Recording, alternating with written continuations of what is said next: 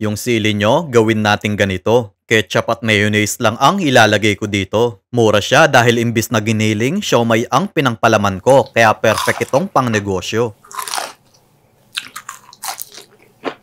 Gagamit tayo ng 20 pieces na siomay. Holiday yung brand na ginamit ko.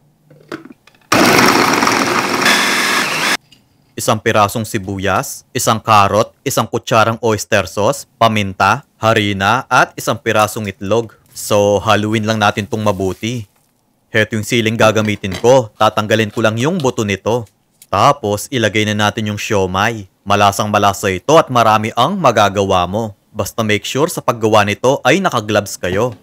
Isang tasang harina at 3 kutsarang breading mix. Next, kumuha tayo ng 4 na kutsarang breading. Then, lagyan natin to ng isang pirasong itlog at konting tubig.